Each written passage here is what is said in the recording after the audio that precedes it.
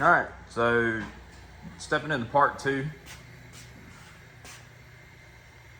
Where we left off was the fender was already cut off. I added this strip here, tack welded it. Unfortunately, couldn't do it in one piece just because of the change in bend here. So I put another 1, 2, 3 strips here, and that one's just temporary. Actually, that one will probably come out too. Somebody had put some patch panels in. I'm gonna fix those when I'm completely finished with the widening. On the front, had to stop here. I added this piece thinking it would help me line up the front. And of course, with this being so swept far back, coming straight out with the fender, this piece needs to be sectioned. So I'm looking at it about here is where it stops moving in so much. So I think I'll be able to section out a piece that far to bring that fender back. Hard to get in alignment right off the bat because the lower fender needs to be widened too.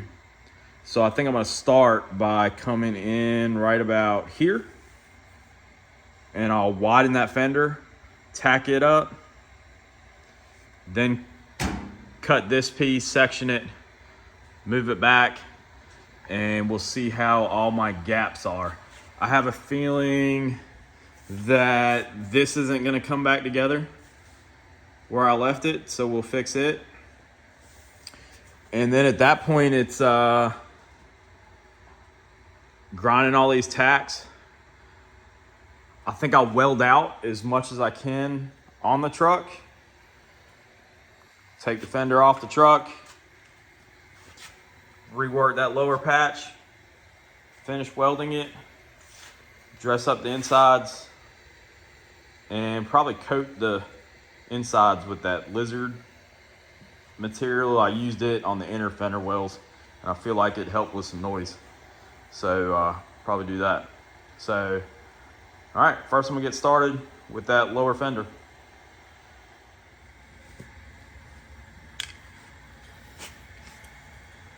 All right, so if you recall from the first part that one of the mistakes I felt like I made up here was I didn't make the strip before I drew my line and cut my fender off. So carrying that lesson forward, what I've done is I've got my strip and I'm gonna place it and then trace it. First I'm gonna get this bend up here with the brake. So I'm gonna be in right about here, and I need about, I'll give it a little extra. Just wanna get the angle right. So I'll mark this, take it to the brake, brake it, and then I'll be right back.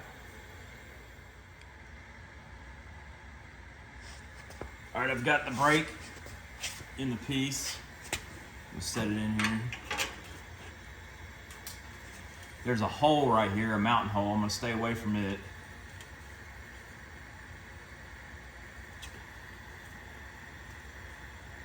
And this piece needs to be shaped just a little bit. Just do it by hand.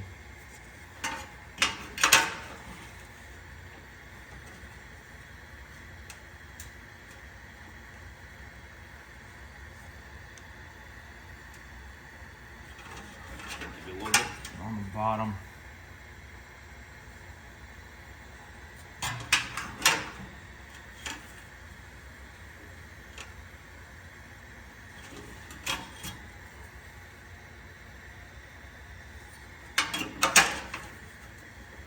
Yeah, it's a lot better. All right, so I'll hold that there.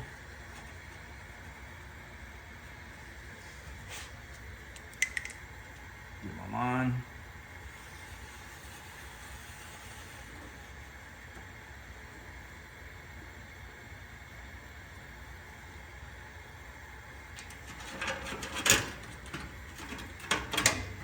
I'll make that cut. Here's a quick pointer or idea. If you're getting started in this kind of work, you know, maybe just bought your first welder and trying to accomplish something, don't be afraid to buy a bunch of grinders. If you got the money and you can go out and buy a Metabo or something, that's great. At least buy you one decent one for when you're doing a lot of grinding. It'll pay off in, you know, when you go to bed at night, you feeling that shaking in your hands. So yeah, if I'm doing a lot of grinding, I typically use this Porta cable one I got. That's probably the best one I got. I think that was like a $80 or $90 grinder. And then I've got, that's a Northern Tool. I think this is, that's one of Harbor Freight's real cheap ones. This is another Harbor Freight one that's really cheap. This is a battery powered Harbor Freight one that honestly actually I was on the road, needed a grinder in a jam. It was easier to use battery, so I went with it. But it's kind of pointless for doing a lot of fab work. And then yet another cheap Harbor Freight one. But what that saves is, look, I've got a wire wheel, got a sanding disc on that one, cut off wheel, grinding disc. There's one with a tiger paw or a flat wheel on it. This one's got a cutting wheel on it. So keeps you from changing tools out so often, which is a little time consuming. And then also, if you're doing a lot of grinding, the tool can get pretty warm. So often I'll grab two, and then I can swap between the two just to keep all that heat out of my hands. So, all right, let's get back to this lower fender and cut it.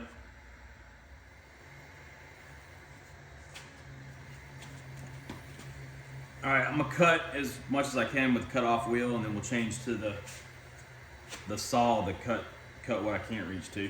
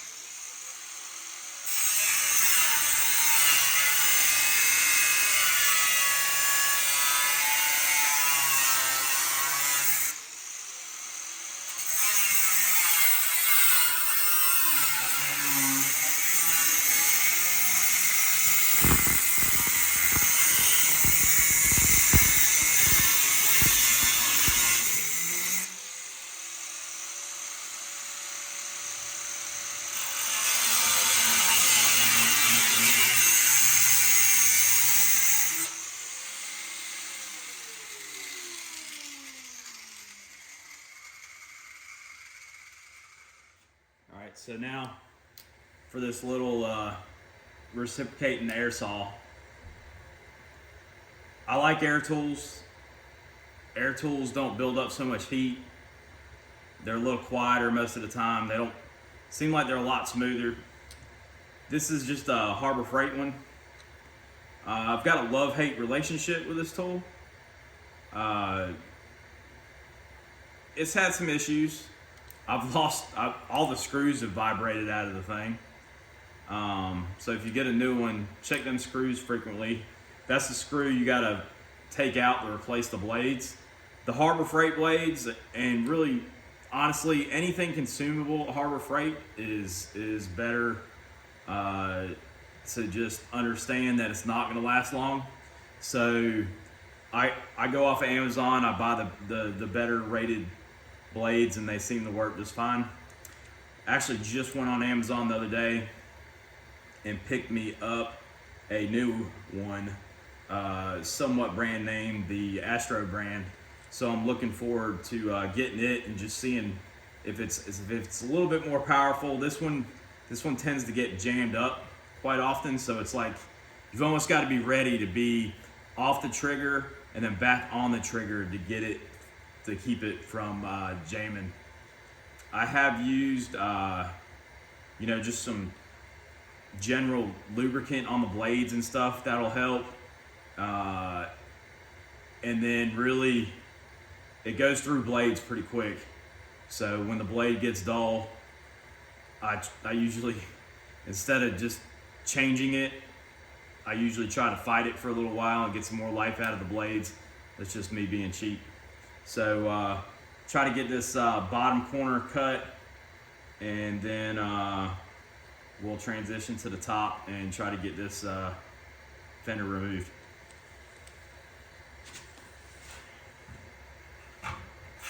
And I'm gonna add a little light.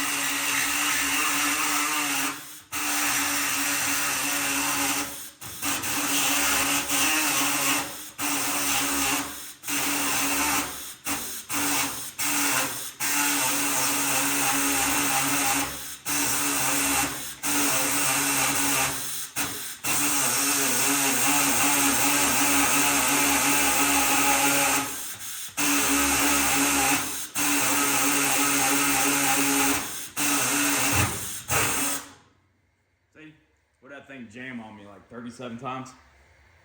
It'll be a good when I get that new air cat, I'll have to put them side by side and see if the air cat's any better. All right, so let's get the top out.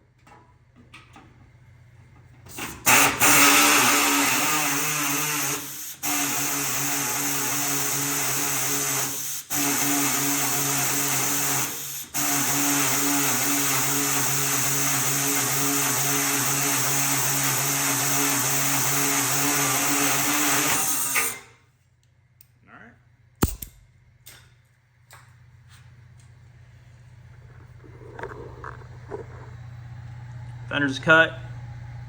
I've got one bolt in it. I'll take that bolt out, and then let's put this strip in, get it all clamped in place, see how it looks.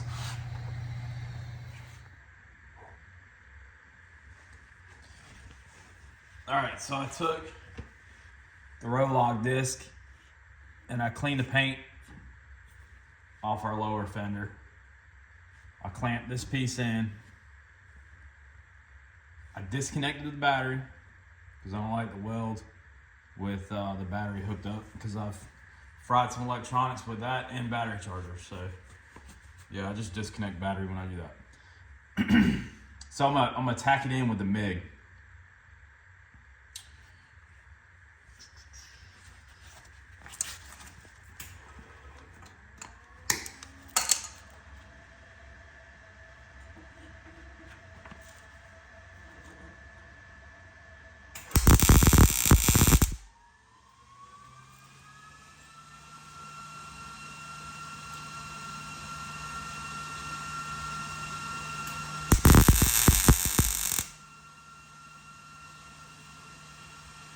think I could go up just a little bit on the voltage.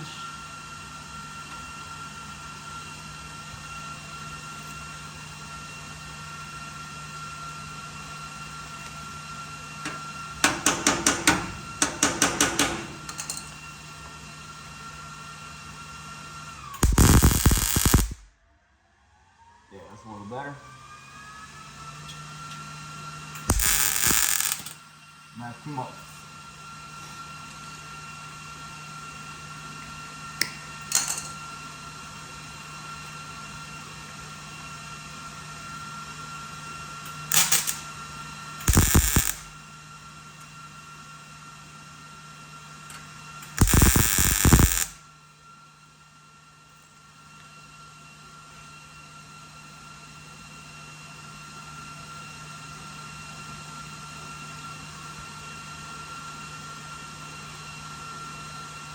All right, we'll pull these clamps out.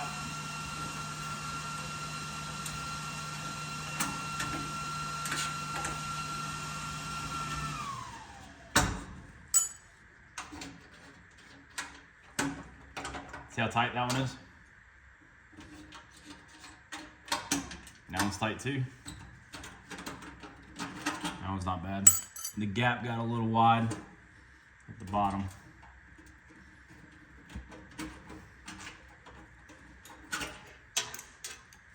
All right, so these two are tight because those welds, as they cooled, shrunk that metal in.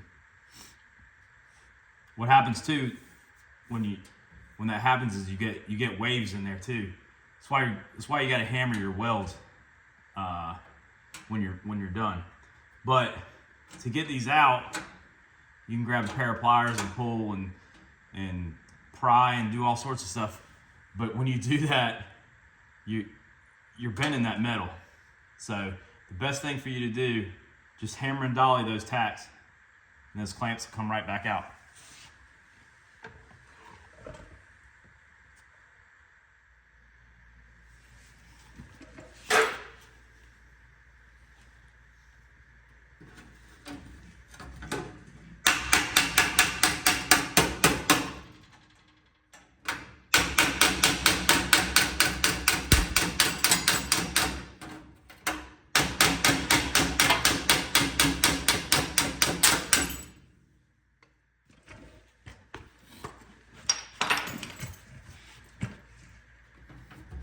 All right, a little off up there. We're gonna have to pull that out and put a tack there. So I'll probably put in a clamp there for a tack up here and go ahead and clamp this side in. That's my blow-in from when I cut these. I'll get the acetone out and clean that off. The other part of the fenders, paint's already cleaned up. So let me get that clamped in, cleaned up, and I'll come back and we'll tack it in.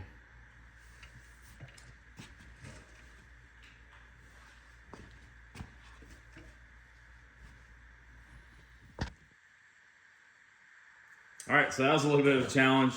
The upper fender was just sagging a little bit, and it was just really interfering with my ability to get the lower fender where it needs to be. I'm gonna check that with a straight edge. I had to take a jack and just jack that fender up a little bit to get it out of the way for now.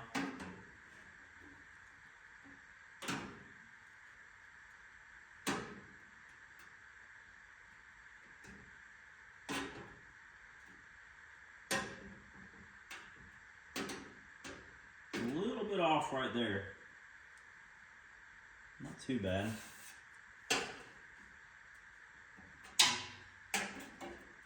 Seems pretty consistent that way.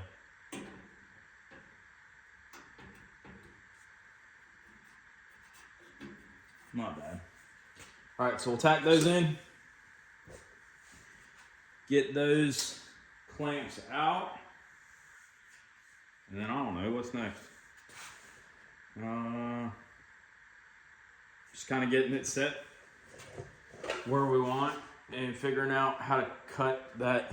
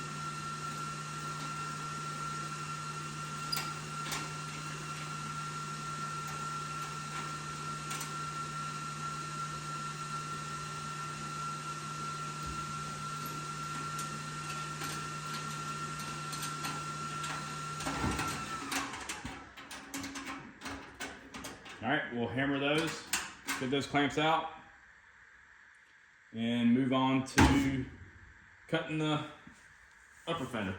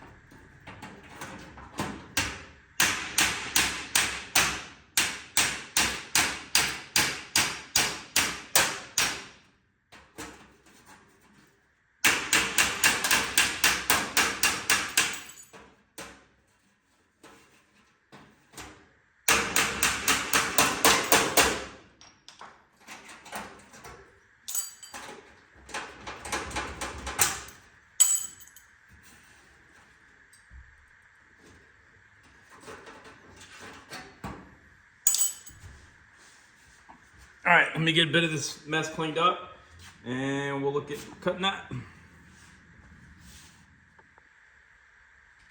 All right, so my gut's telling me somewhere in here. It's where it's done. It's flat up here already. This is curving and it's still curved, but it's got a bit of a flat spot. So I think that's gonna give me the best fit. So I'm gonna draw a straight line here, cut line. Take this piece and see how far back it needs to be cut to make everything flush, and then cut that piece. So to get that straight line, this is just a pipe wrap. Amazon's got them. Kind of pricey for what it is, but I think if you are a pipe fitter, it'd probably be worth every penny. But it's really helpful for drawing lines on some of these curved panels and everything. It's what I should have used for this.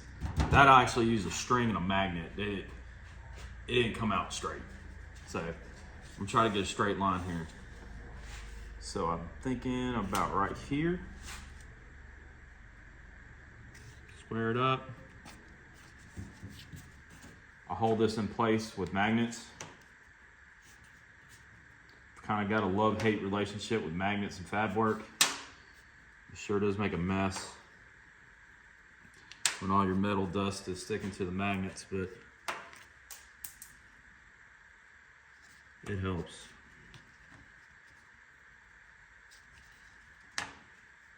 All right. I'm gonna take my scribe, see if I can scribe me a nice line.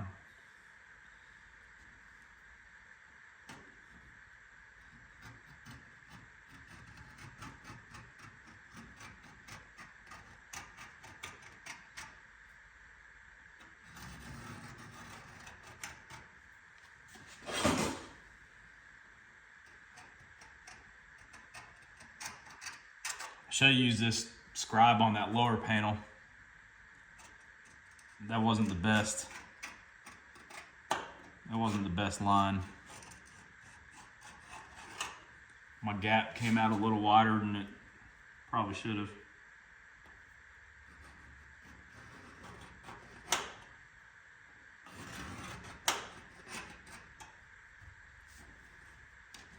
All right.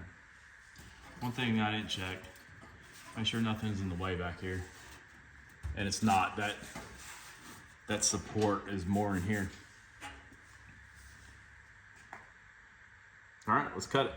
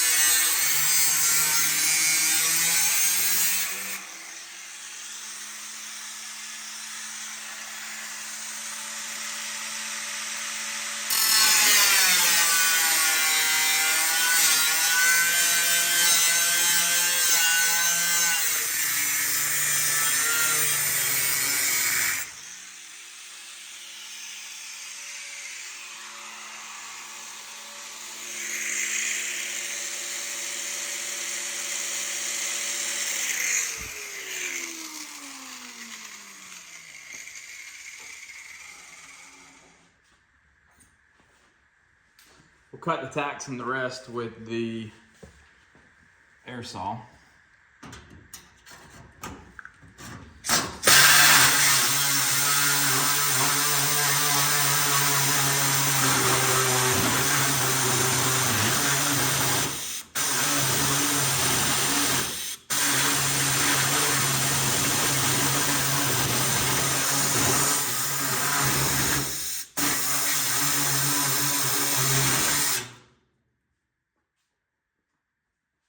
Really looking forward to that AirCat. I hope it doesn't bind up like this one does.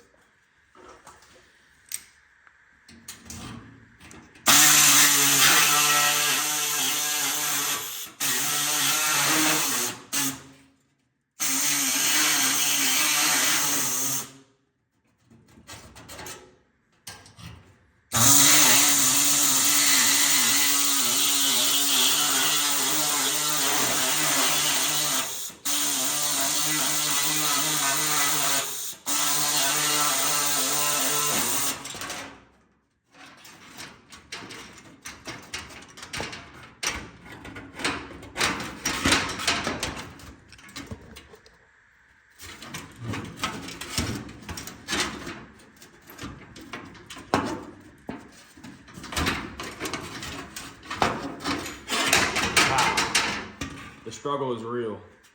All right. So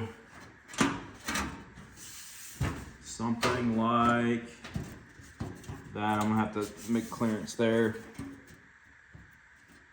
But yeah, I I'll play with that for a little while. Go ahead and scribe a line and cut out the distance I need. Get it to fit right. I know this might need to be shaped just a little bit different. And we'll see what it looks like. See what it looks like here. All right, I'm gonna go play with it and I'll be back.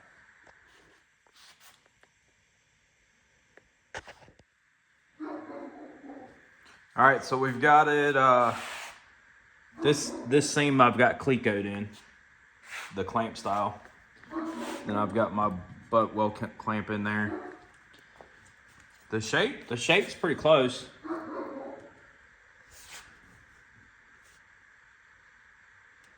Good enough for this patina truck. I've used some bluing. Put some blue down. I've scribed that line. I'm gonna cut that line. And then I'll come back, I'll fit it again and see what I need to do here to get that fit up nice. Here's Shop Dog.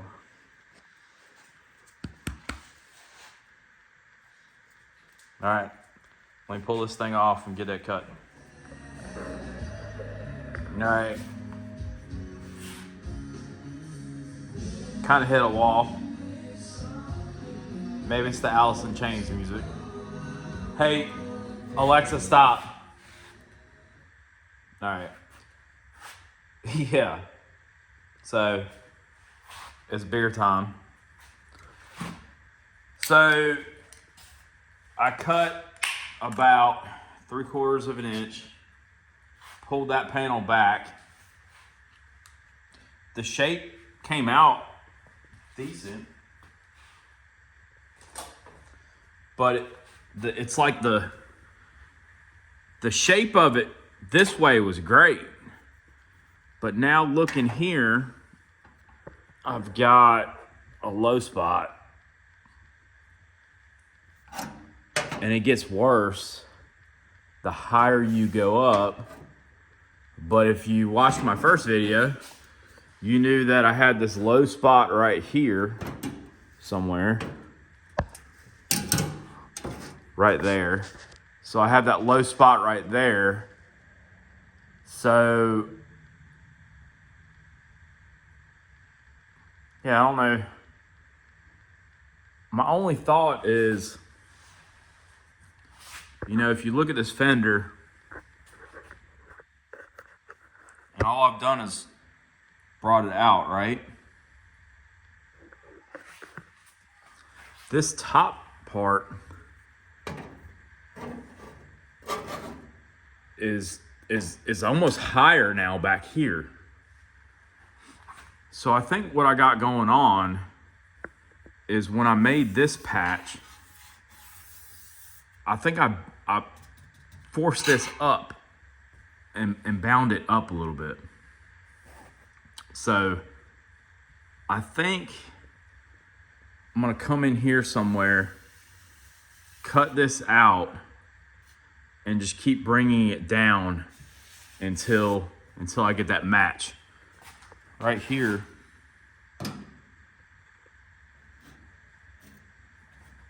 right there looks decent.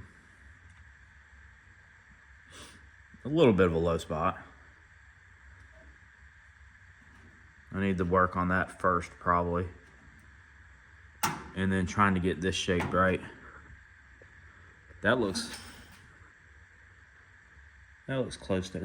It almost looks like I need to take a little bit off the back. All right?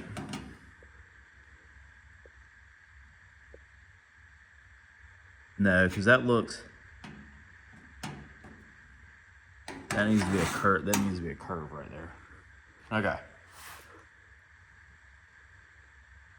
Yeah. See how much higher it's getting through here? I think this whole section needs to come down. And I don't think that's because of my cut here or anything I'm doing now. I think it's because when I did this, this was completely botched when I bought it. And I put in a new piece, and I think I just made it a little too high. So we'll cut a little section through here, try to bring the front down, and try to get it shaped a little better than that, because that's off about 1/4 of an inch. I think that'll work. So,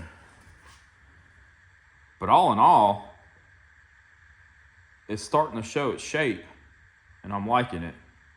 That's 1 3/4 inches wider, and I don't think it looks too ridiculous.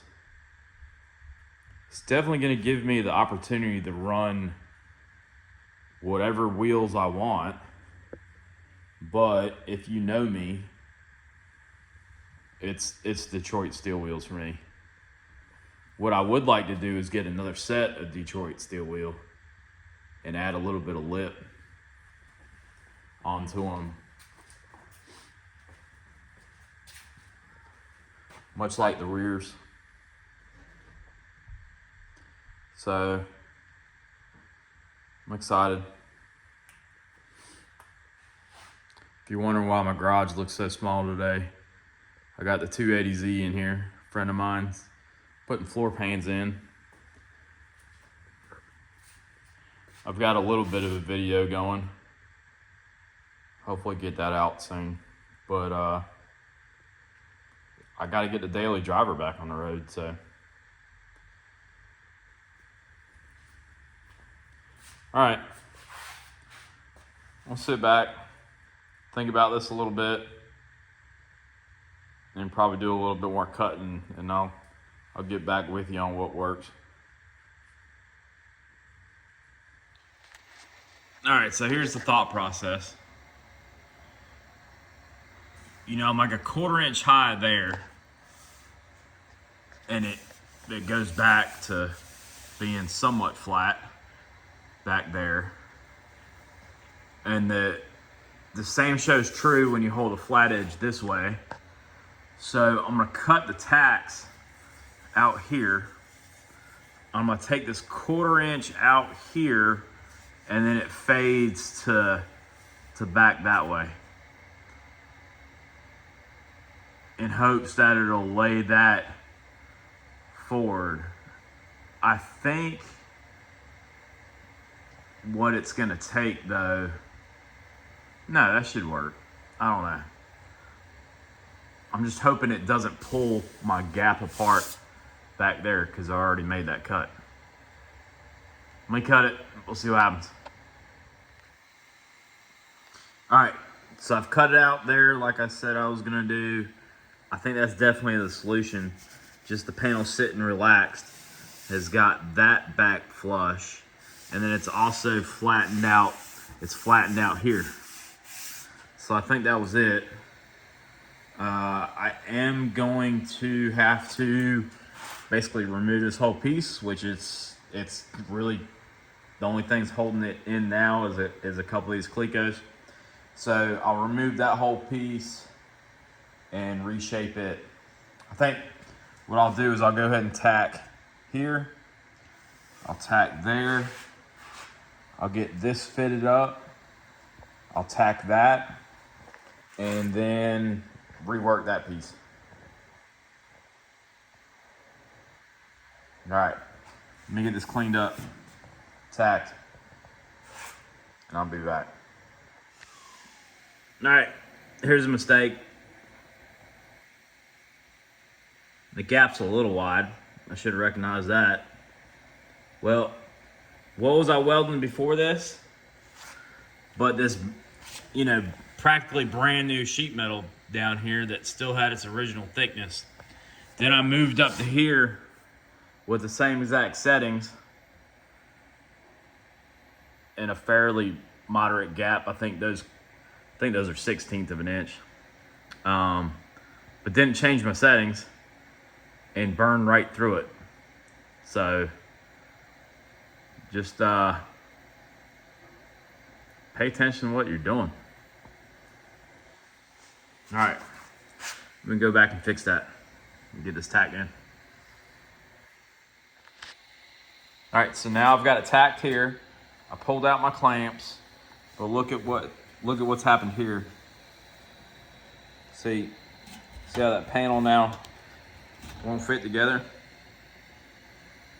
That's because these tacks have shrunk it up and pulled that panel in, and you can tell right there too. We're way off there now. So I'm gonna go back. I'm gonna hammer these tacks and try to bring that panel back around before I clamp it. All right, so I hit each one of those tacks. Probably about 3,700 hits. I hate doing that work.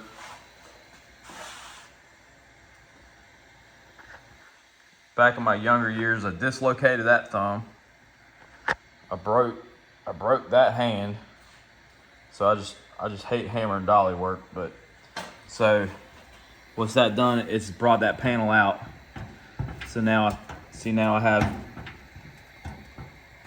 a little bit of clearance. Still tight, but I think it's gonna work.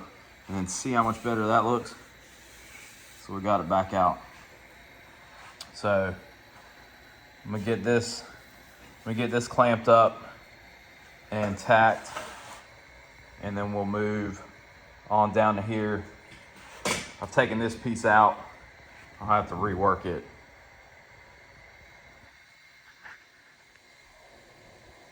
All right, that's all tacked up, flat, clamps removed. Satisfied with that. It's got this lined up pretty good. I've clamped it. I'm gonna tack it and then see what I can do about getting this piece reworked a little bit and molded in. I got time, it's only like 5:30, but of course winter time, dark outside. A little bit beat.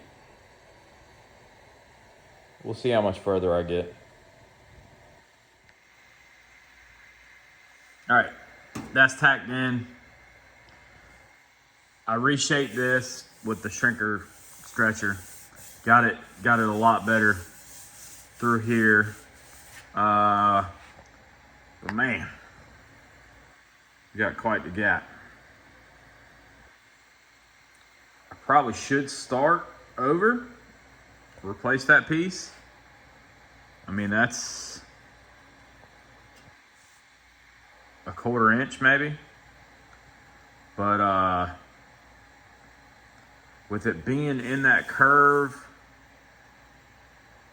and the pieces having so much tension in them, I'm thinking with a little bit of a strip of the sheet metal and some filler, I can get that to weld up just fine. So I'm gonna get this tacked in. That's probably gonna be it for tonight. Got another half day of work tomorrow. Then I'll come home and we'll be on to making piece here, and there's another piece in the back that needs to be filled in. So, all right. I'm gonna drink another beer, go relax with the fam, and I'll be back tomorrow. All right, so that gap is horrible, I know. I should redo it, the piece, but I don't want to redo the piece. I just want to weld it in, and I think I can do it. But if you just start trying to fill this gap, you have to make this big old blob of weld, probably a little bit on one piece, a little bit on the piece, and then you're gonna join them as you're welding. And you're gonna have a big old hot molten blob of metal. and then it's gonna cool and it's gonna shrink a lot. So don't do it all in one, don't do it all at once. Put you a blob on one piece and get it real close to where the sheet metal on your second piece is, and let it cool, let it shrink. Then come back and add your weld from here up to your big blob. Did the same thing there. So at that point, you've got less heat in the panel when they join and less contraction, and you won't have so much warpage in it. I don't think this piece being curved like this, it's gonna warp too bad. But if this was a flat panel or even something, you know, something like this, I would have went back and either redid the piece or come up here and like cut a strip and done a weld on the top and a weld on the bottom. But I think this is gonna make it. Is this the right way to do it? No, but you know, I got money in this metal already. I've got a lot of time in making this piece and getting it right with the bead roller and everything and the shrinker stretcher. And I think I can get by. I think I can cheat this one. So, all right, I'm gonna keep giving it a try. So I'll probably add in another blob here, here, here, probably all the way around the front. Let it cool, come back and connect those pieces. And then when I go to fill in this gap, I'm gonna go very, very, very slowly, painfully slow. I mean, to weld this gap from end to end is probably gonna take the better half of 2 hours or so. Or I should say the better part of 2 hours.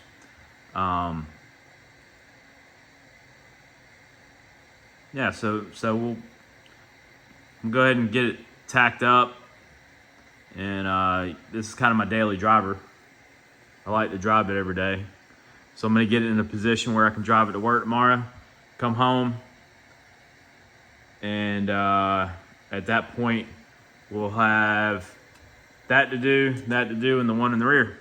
All right, we'll see you then. All right, another day. We'll get this patch panel done.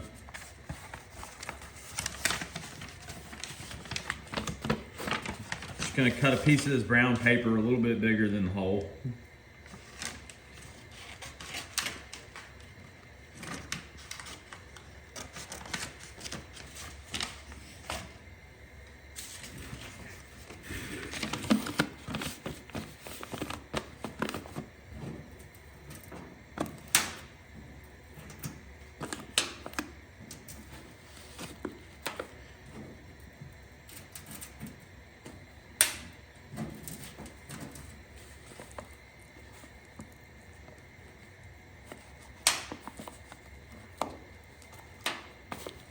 Magnets to hold the paper, and then I take like a carpenter's pencil, or in this case some of my daughter's chalk, and you can just trace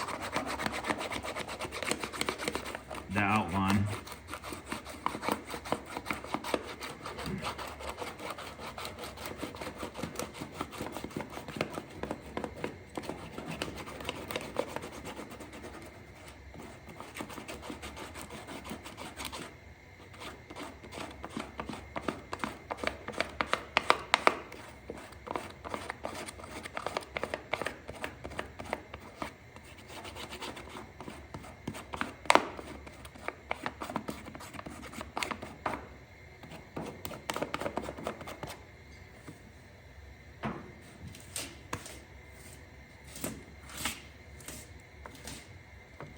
All right, I'll cut that out. I like to go a little bit smaller. If I try to go right on it, typically my panels get too big And then, sure, you can trim them, but I don't want to spend all day trimming the panel.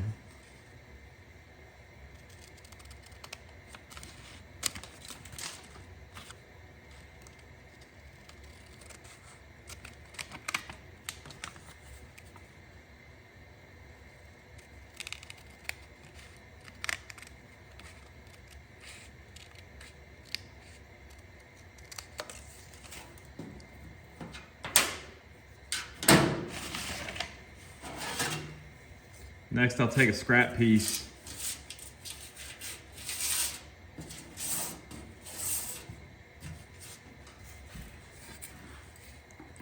and I'm going to try to get the general bend of the panel.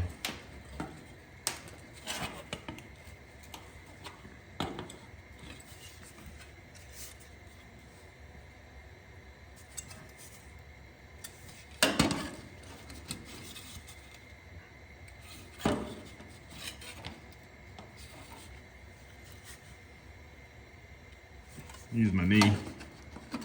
Let's get closer.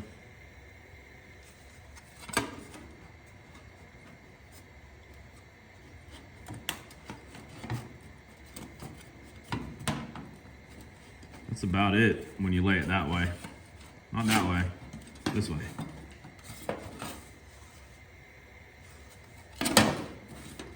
I can work with that.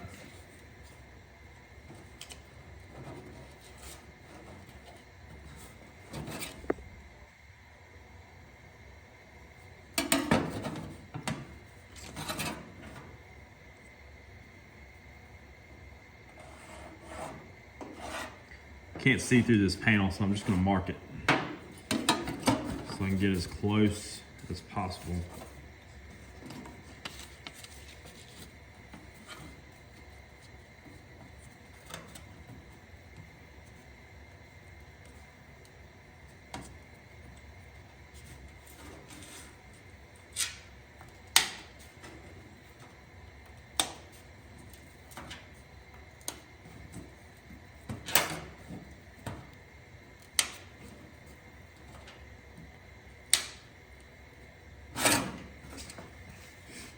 All right, so I'll scribe that, cut that, we'll see how it fits.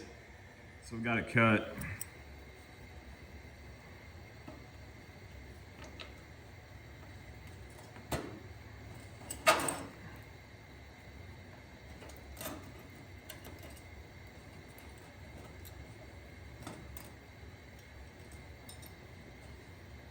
It's a little big at the top. Maybe just a little long.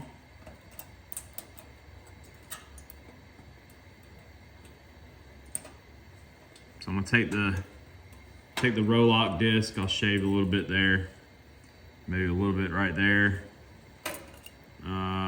We'll check the shape. Yeah, the shape's definitely off a little bit. I'll probably bend it up, cutting it. Yeah, so I'll continue fitting that. And then we'll get that clamped in.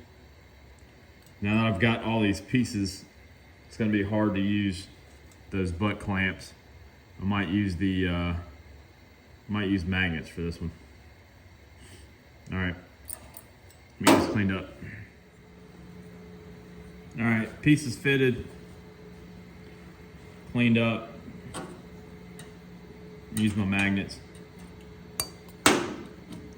Love-hate relationship with these, but in this case I'll use them.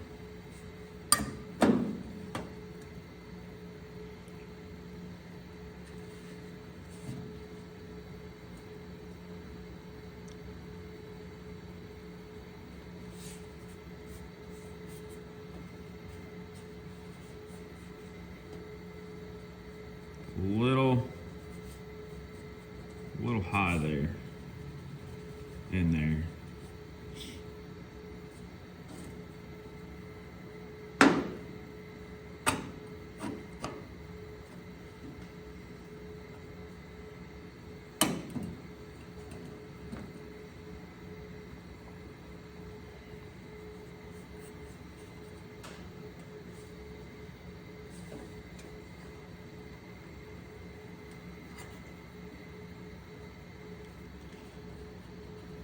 gaps, right?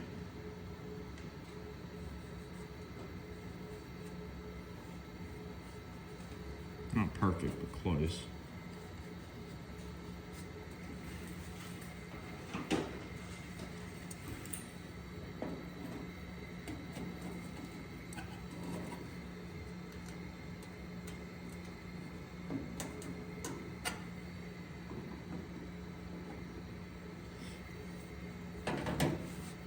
I think I'll be happy with that.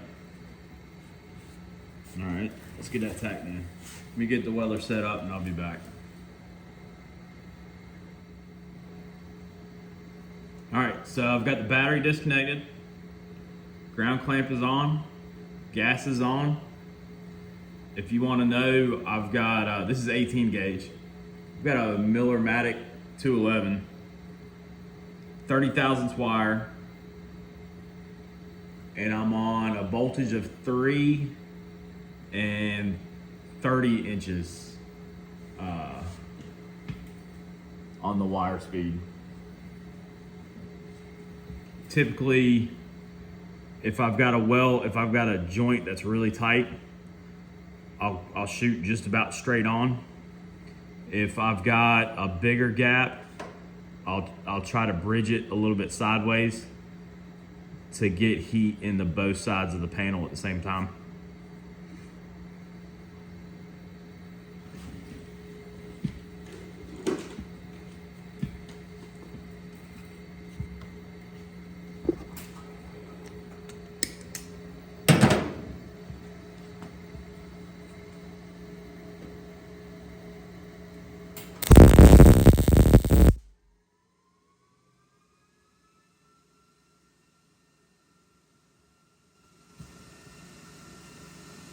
Magnets tend to not hold quite as well.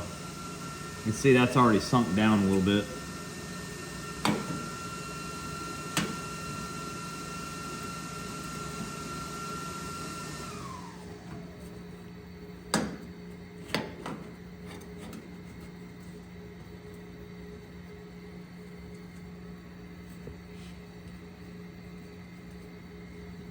I'm gonna put another tack here.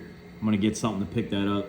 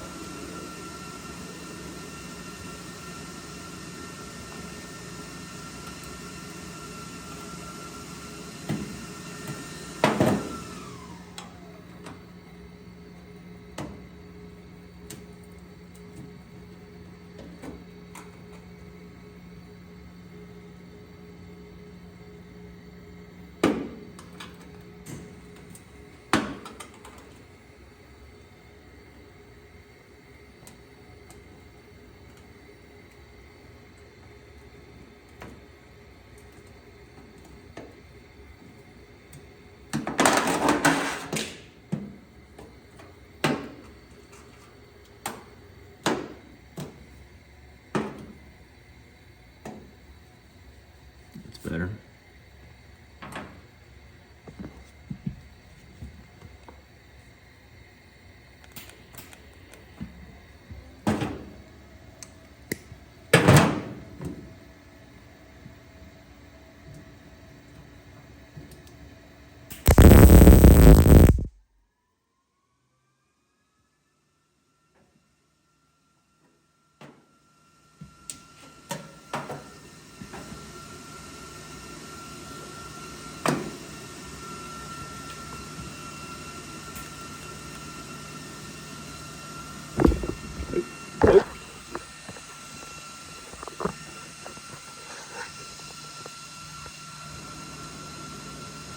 Sorry, not the camera over. All right, so that gap's a little bit wider, so I'm kind of gonna try to shoot across it.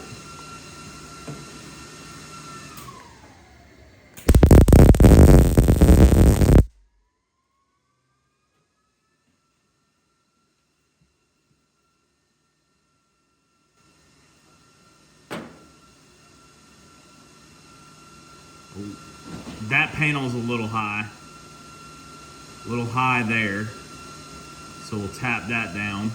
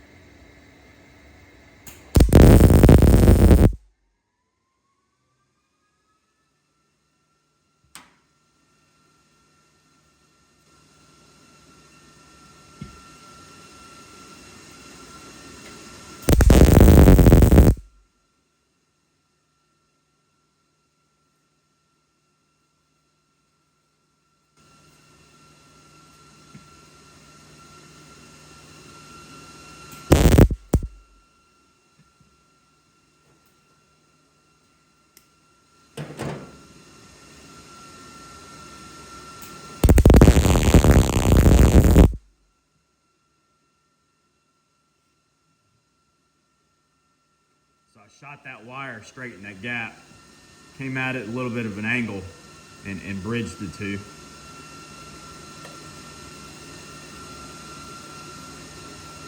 All right, that needs to,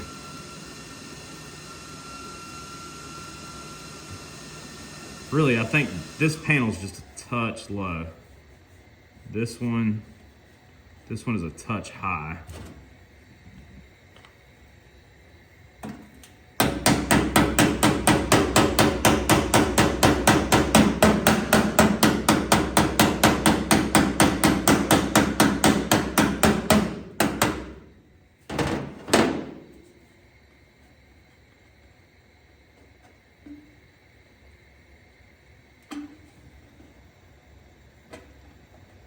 Really like to hammer that tack, try to move this panel a little bit, but I think we're just gonna,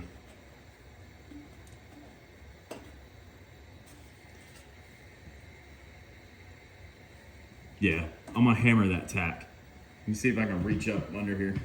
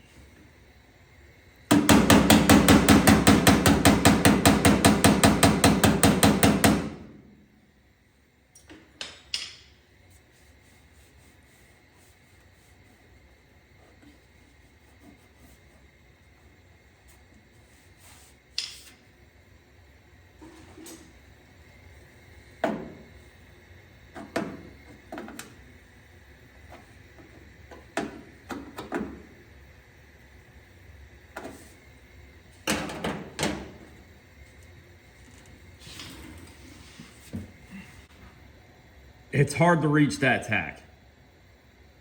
I really don't want to tack this in. I can do a little better. Get this to slide over a little bit more. So what I'm gonna do is I'm gonna wait on this section till I have the fender off, and then I'll complete that, because I don't like the way that's sitting up. I think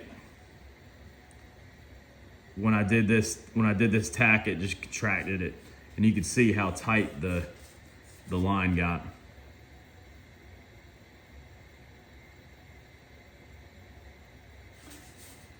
Yeah, that's what I'll wait on. All right, let's go down here to this piece. All right, here's another template technique. Again, cutting a usable size piece of paper.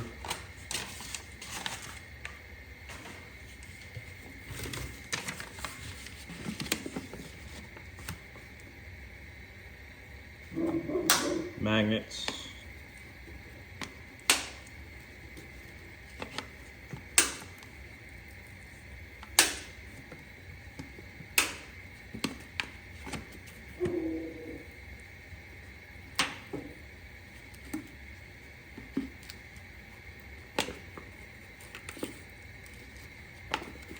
All right.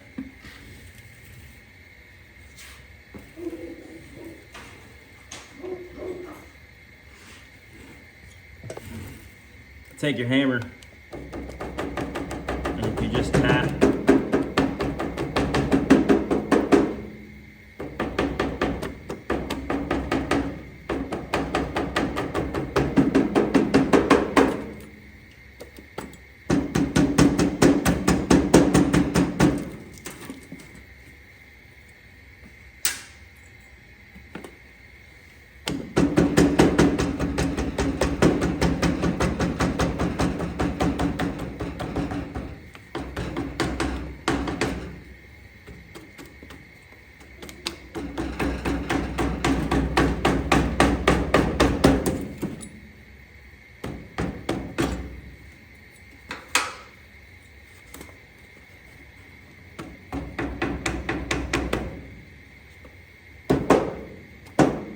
all right.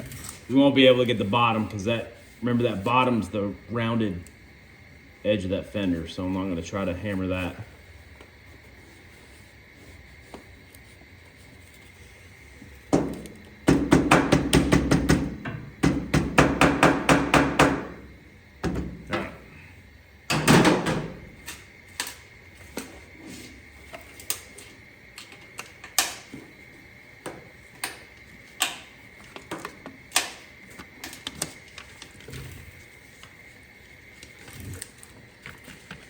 Let's cut that out.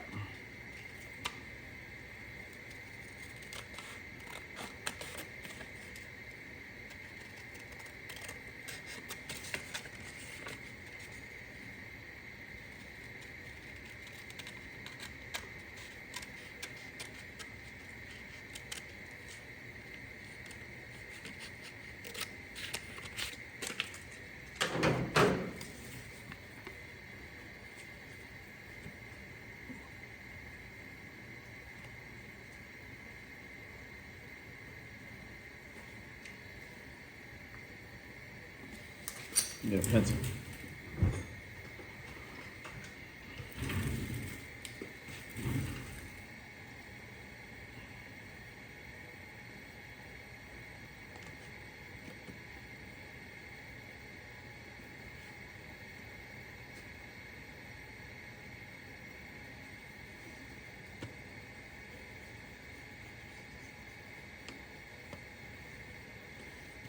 That'll be a piece where we break.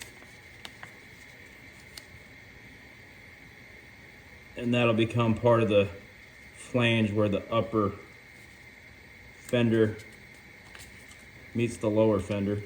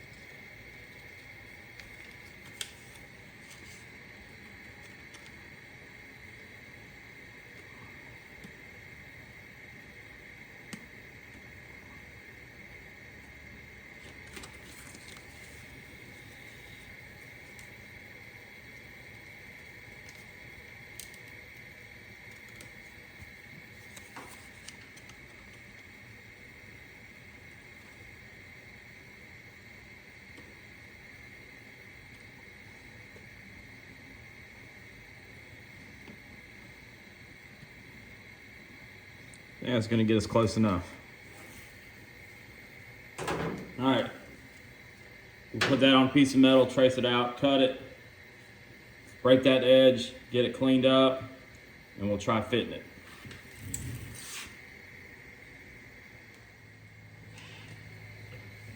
All right, I got the piece fitted. Came out decent. I'm gonna tack it in. Right here is really, really, really thin. This is where these trucks rot out. So I'm gonna have to be really careful there. So I try to make a real tight fit in hopes that my new piece will absorb a lot of the heat and I won't burn through. Yeah, let's get that tacked in.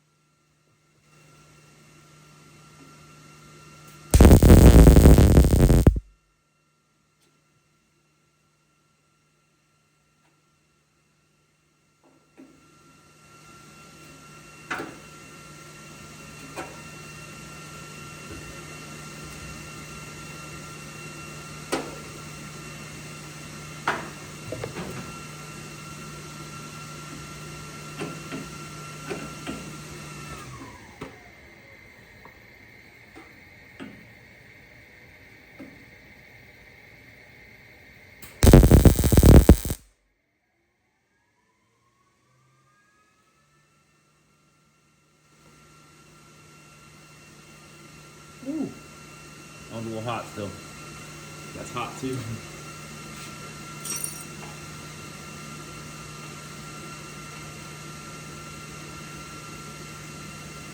Smaller the panel, the faster it heats up.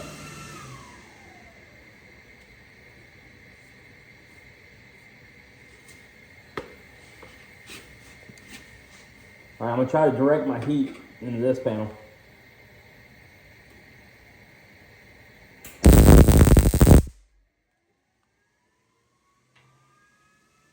Yeah, it worked pretty well.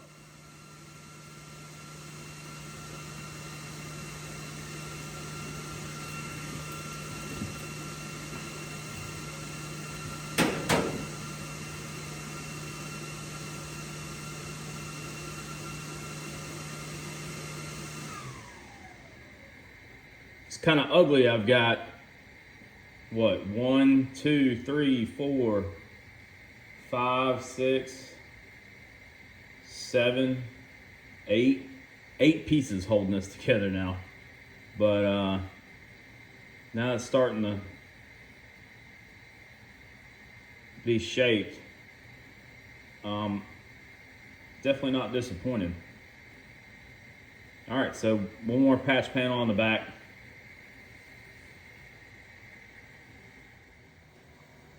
All right, repeating the process. I'm going to bend my metal.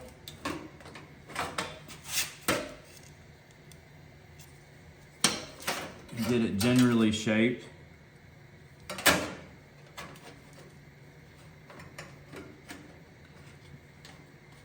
That's about it.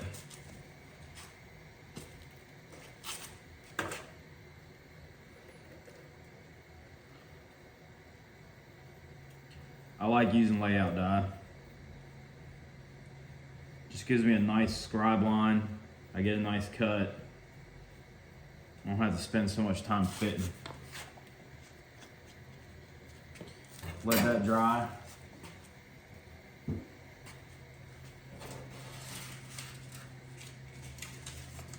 Got my paper, my magnets.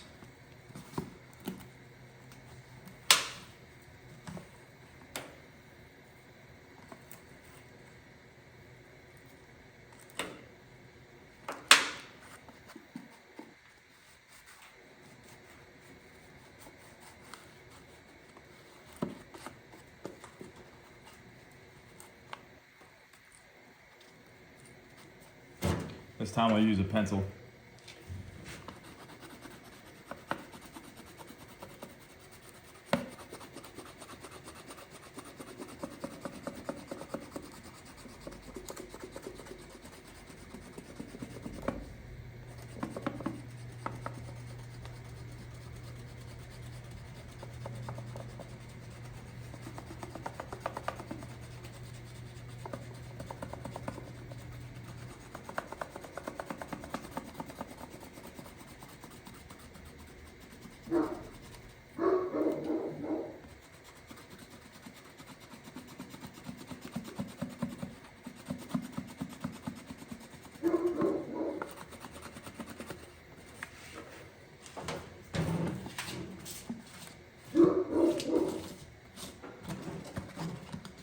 You know, because that one's so square or rectangle. I'm gonna put an up arrow. Let me get this cut out.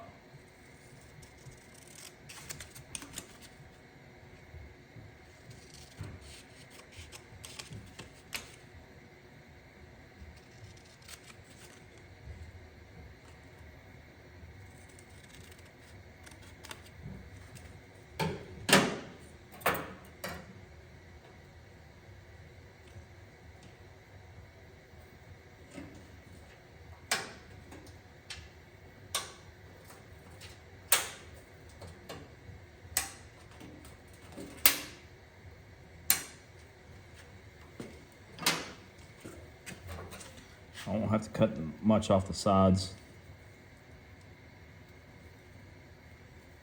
I'll probably just trim that later. I'll get this one and this one.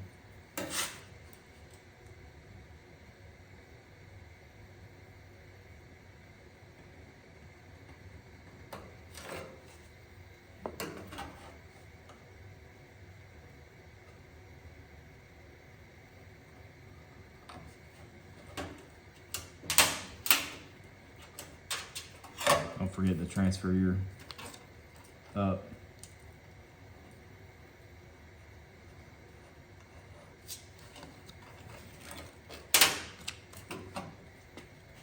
All right, we'll get that cut out.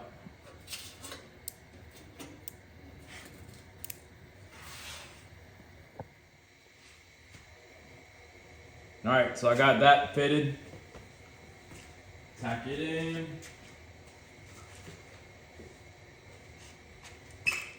I gotta move the welder.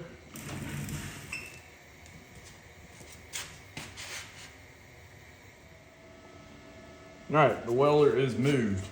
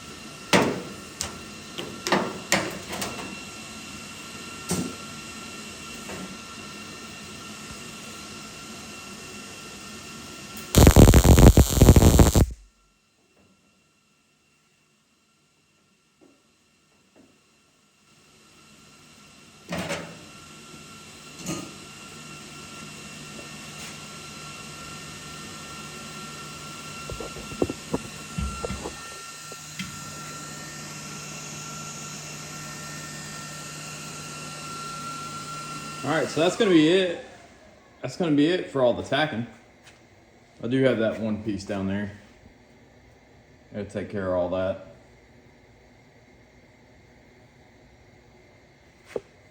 Made a mess there. On the front too. Maybe I'll do better on the next side. So next for this side is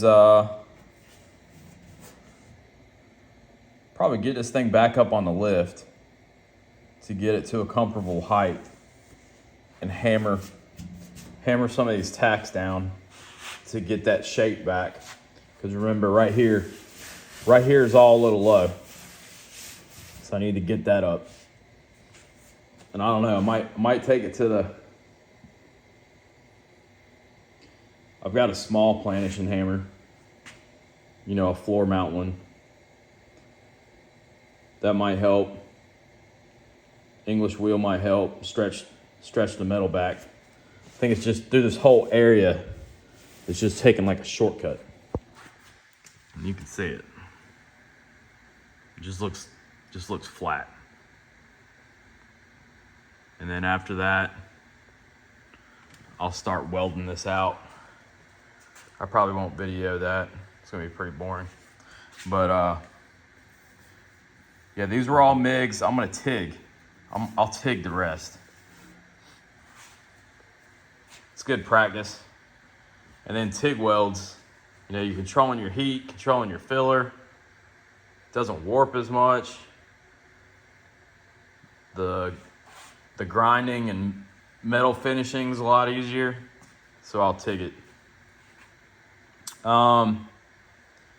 So this will probably be the end of part 2.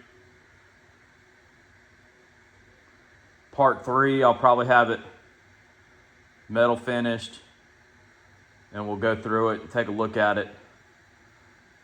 I've never been good enough to where I haven't had to use body filler, so maybe we'll do a video on body filler and sanding.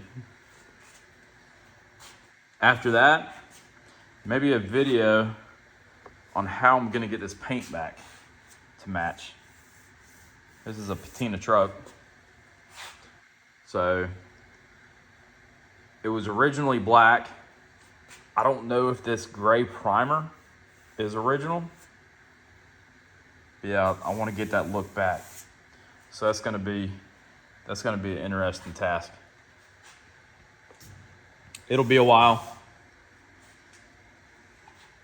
Like, I love that there. That looks good. Scratches on the door.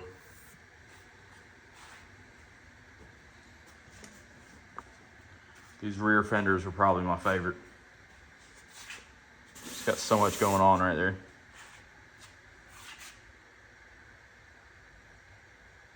We'll give that a try. Yeah, it'll be a little while. I've got the Datsun. I've got the Datsun in here. Got to do floorboards in it. Got the passenger side cut out. The new floor pan is about 99% fitted. I'm sure I'll do a video on the driver's side. Just got first time doing floor pans in a Datsun. It's a little bit different than some of these muscle cars and trucks and stuff, because it's like the full length of the cab. So it's been quite a challenge getting it cut and fit and everything. Plus the car's still together, so the brake lines run up underneath it. That's been a challenge. On the driver's side, we're gonna have the steering wheel to deal with, and then the subframe connectors are under there too, are rotted. We're replacing those. So I guess until next time, if you got any comments, leave them. If you're not subscribed, please do. Like, do all the rest of the YouTube stuff, and we'll catch you next time.